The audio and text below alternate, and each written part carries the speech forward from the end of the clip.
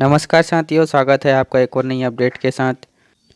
हम उपलब्ध हैं प्राथमिक शिक्षक चयन परीक्षा से जुड़ी एक और नई अपडेट को लेकर।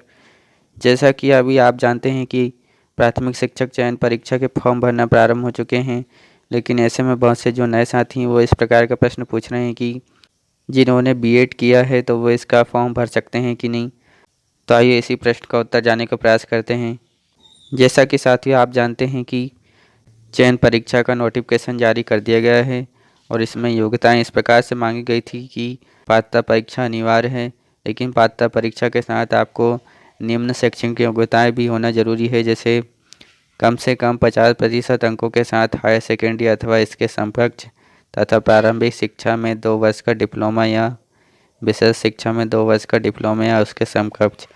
मतलब यहाँ पर पहले पॉइंट में भी 2 वर्ष का डिप्लोमा के बारे में कहा गया है, इसमें बीएड नहीं मांगा गया है। और इसके अथवा में भी इस प्रकार से है कि कम से कम 45% अंकों के साथ हायर सेकेंडरी अथवा उसके समकक्ष तथा एनसीटीई विनियम 2002 के अनुसार प्रारंभिक शिक्षा में 2 वर्ष का डिप्लोमा। इसमें भी यहाँ पर डिप्लोमा की बात की गई है, इसमें भी बीएड नहीं कहा गया है।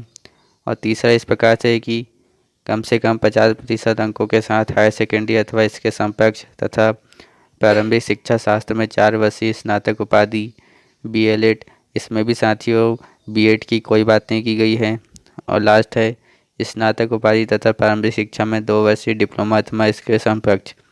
मतलब साथियों यहाँ पर भी डिप्लोमा की बात की गई है, इसमें बीएड नहीं मांगा गया है। साथियों प्राथमिक शिक्षक चयन परीक्षा में बीएड की अनिवार्यता नहीं रखी गई है, केवल इसमें डीएलएड डिप्लोमा वाले ही आवेदन कर सकते हैं। तो उम्मीद है कि आपके प्रश्नों का उत्तर आपको मिल चुका होगा। अगर आप इस चैनल पर नए हैं तो सब्सक्राइब करके जरूर रखें साथियों, जिससे आने वाली सभी प्राथमिक शिक्षक से जुड़ी जानकारी आप तक पहुंच सके। जब तक के लिए नमस्कार।